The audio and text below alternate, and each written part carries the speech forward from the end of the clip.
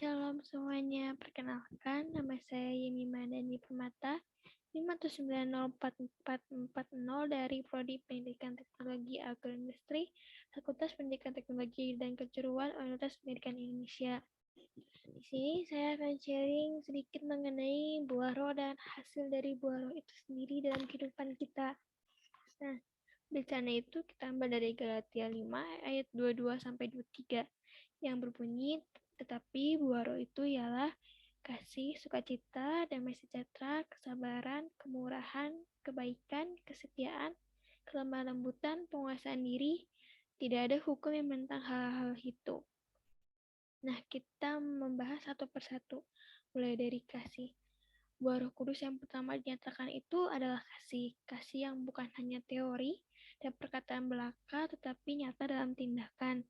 Objek kasih itu tidak terbatas kepada yang patut dikasihi saja, tapi juga kepada yang tidak layak dikasihi.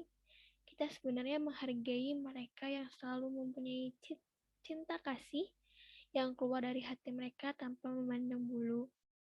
Janganlah hanya mencintai orang yang kaya. Jika ada cinta kasih dalam hati kita, hendaklah itu bukan menjadi satu modal untuk mencari keuntungan. Lalu, Allah yang memahyukan Alkitab adalah kasih. Jika ada sesuatu aliran yang mengajarkan agar kita berbuat baik kepada mereka yang baik serta kepada mereka yang kurang baik, maka aliran itu atau agama itu cukup agung. Tetapi Yesus Kristus mengatakan, cintailah musuhmu atau kasihilah musuhmu. Ketika seorang percaya tidak lagi membenci dan membalas musuhnya yang melanggar suatu haknya atau perbuatan melukai hatinya, seperti bisa mengasihi musuhnya, maka itu merupakan kekuatan yang asalnya dari Roh Kudus. Selanjutnya yang kedua ada sukacita. Sukacita itu berbeda dengan bersenang-senang. Nah, Alkitab itu sering memakai istilah sukacita, tapi bukan bersenang-senang.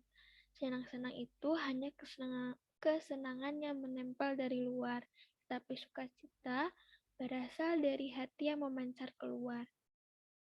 Senang-senang itu bisa dibeli oleh sesuatu atau bisa didapatkan dari kegiatan jasmania, tetapi sukacita adalah gerakan Roh Kudus kepada roh kita. Ketika kita taat kepada Roh Kudus, maka menikmati satu sifat Roh Kudus yang alamiah. Pada waktu rohani kita dilatih oleh Roh Kudus, kita mendapatkan latihan secara alamiah. Hidup yang diisi dengan bersenang-senang saja tidak akan pernah membawa sukacita yang sejati. Waktu kita memiliki sukacita, segala jerih payah terlupakan. Seperti contohnya itu seorang ibu yang melahirkan anaknya. Ia melupakan segala kesusahan yang pernah ia derita selama 9 bulan mengandung dengan lahirnya anaknya itu membawa sukacita. Pada waktu hidup kita dikoreksi dan diperbaharui oleh Tuhan, kita merasa tidak enak dan tidak bebas. Tapi disiplin Tuhan mengakibatkan kita mengalami sukacita yang sungguh-sungguh. Yang penting itu dari semuanya itu adalah ketaatan. Selanjutnya ada damai sejahtera. Ya, kita itu sudah dimeteraikan oleh Roh Kudus menjadi anak-anak Allah. Itu sebabnya kita tidak perlu lagi merasa gelisah pada waktu menghadapi kesulitan. Damai sejahtera yang stabil tidak akan terpengaruhi oleh kekhawatiran. Nah, itu terlalu mudah terkejut, gelisah, khawatir, cemas, takut, dan merasa tidak ada jalan lain, menyatakan tidak adanya damai sejahtera dalam hati kita. Ini merupakan tanda bahaya untuk manusia yang hidup dalam zaman modern ini. Nah, hidup zaman modern ini itu hidupnya tuh yang akan semakin lama semakin tegang. Nah, damai sejahtera ini bukan berarti hanya suka damai dengan siapapun. Itu namanya bukan damai tetapi kompromi. Damai sejahtera yang sesungguhnya tidak dipengaruhi oleh ancaman dan kesulitan apapun dari luar. Karena kasih, maka kita tidak memiliki musuh. Yang paling melawan kita pun dapat kita kasihi. Orang demikian akan bebas dari segala belenggu emosi dan tidak mungkin akan menjadi gila karena kasih, sukacita, dan damai sejahtera sudah ada dalam hatinya. Selanjutnya ada kesabaran. Nah, kesabaran di sini memiliki arti yang lebih dalam lagi, yaitu ketekunan yang melihat dengan pengharapan sehingga bisa menerima segala sesuatu pada saat yang sulit. Orang yang tidak mempunyai pengharapan akan melawan atau menyerah pada keadaan. Tetapi orang yang mempunyai pengharapan menanti kehendak Tuhan digenapi. Nah, itu adalah kesabaran. Dalam Alkitab, kesabaran selalu dikaitkan dengan penderitaan. Dalam Roma 5 ayat 5 dikatakan, dan pengharapan tidak mengecewakan karena kasih Allah telah dicurahkan di dalam hati kita oleh Roh Kudus yang telah dikaruniakan kepada kita.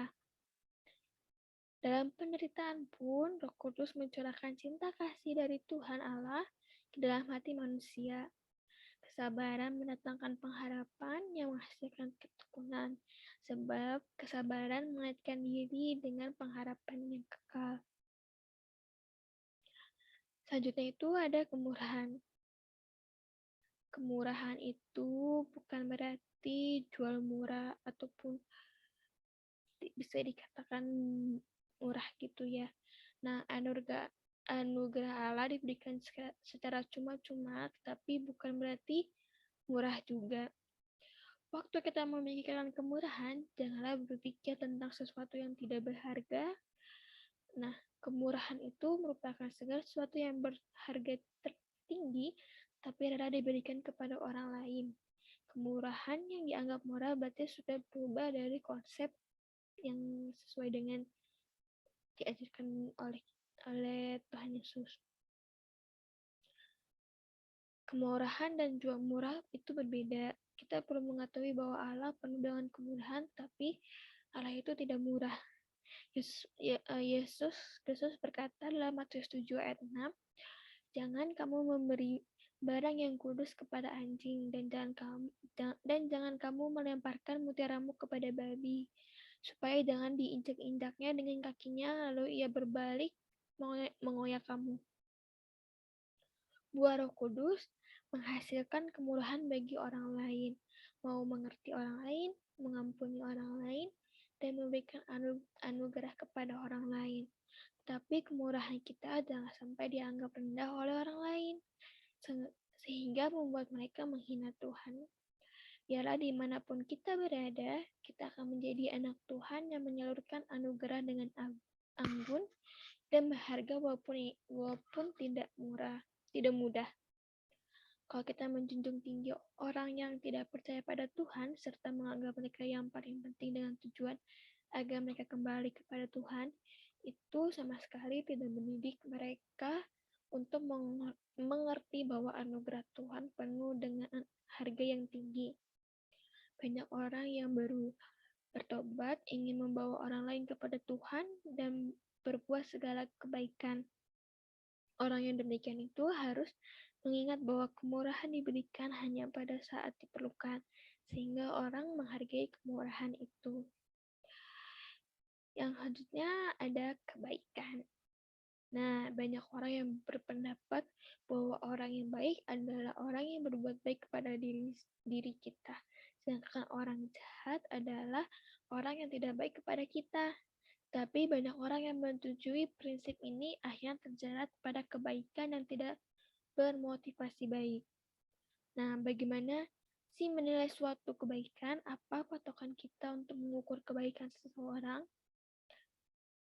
Kita mengatakan bahwa kebaikan bukanlah diukur dari segi lahiriah dan bukan diukur dari perlakuan seseorang yang memberikan keuntungan kepada orang lain. Yang baik kepada kita belum tentu orang baik, yang kurang baik kepada kita belum tentu orang jujur.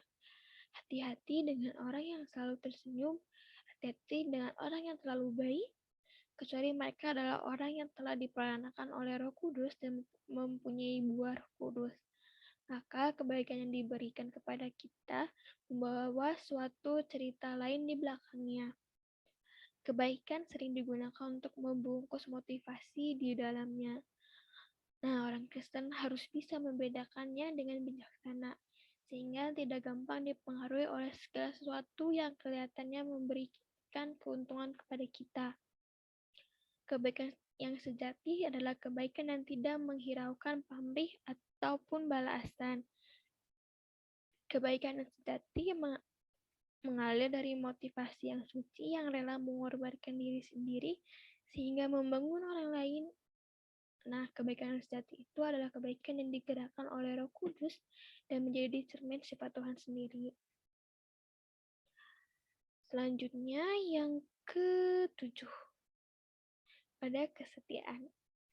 Kesetiaan bukanlah ketaatan kepada sesuatu yang tidak ada dasarnya. Kesetiaan itu adalah suatu kesungguhan untuk tetap jujur dan terus-menerus bertanggung jawab di hadapan kebenaran. Berpegang pada kebenaran juga.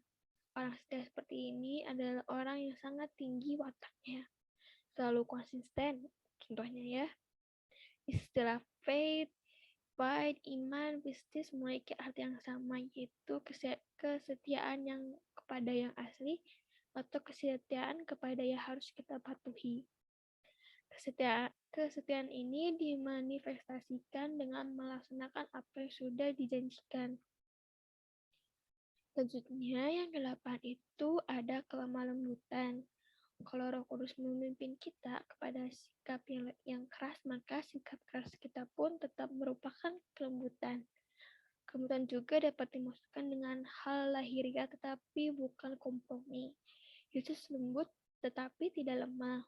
Waktu kita berdosa, kita lemah tetapi tidak lembut. Hidup yang lembut berarti hidup yang taat, yang bisa diolah oleh Tuhan. Waktu kita bersedia taat kepada pimpinan Roh Kudus, itu berarti lembut. Lemah berarti tidak mempunyai kekuatan, tapi lembut berarti mempunyai kekuatan untuk menaklukkan diri kepada pimpinan Tuhan. Kelembutan berlawanan dengan kelemahan. Pohon yang banyak berbuah mempunyai carang yang turun. Pohon yang berbuah sedikit mempunyai carang yang naik. Begitu banyak orang kelihatan bagus dan tinggi tetapi belum berbuah. Jika suatu ranting sudah berbuah, dengan sendirinya ranting itu akan menunduk. Yang terakhir nih, ada penguasaan diri. Oknum Roh Kudus berada pada manusia dengan istilah pimpinan, gerakan, pencerahan, iluminasi, urapan, atau pembersihan. Nah, ketika seseorang dirasuki oleh setan, ia akan kehilangan kejernihan pikirannya, emosinya tidak stabil, dan kemauan yang pasif. Tetapi penguasaan diri berarti Roh Kudus memimpin sehingga kita bisa digerakkan, dicerahkan, dan diurapinya. Ini berarti suatu hal yang paling tinggi. Nah, bagaimana mencapai penguasaan diri? Yaitu dengan kuasa Roh Kudus, bukan kekuatan diri sendiri. Barang siapa bisa menguasakan diri, dia akan bisa menguasai dunia. Salah satu kekuatan paling besar adalah bisa mengandalkan kuda liar dalam hati kita dan memelihara diri untuk terus melakukan kehendak Tuhan. Nah, untuk buah roh ini, apa saja sih buah-buah roh yang sudah kita terapkan dalam hidup kita, yang sudah kita tunjukkan kepada sekeliling kita, agar orang sekeliling kita melihat kita sosok Tuhan Yesus di dalam diri kita. Ya, mungkin sekian yang dapat saya bagikan. Mohon maaf bila ada sedikit salah kata ataupun penyebutan. Sekian dan terima kasih. Shalom.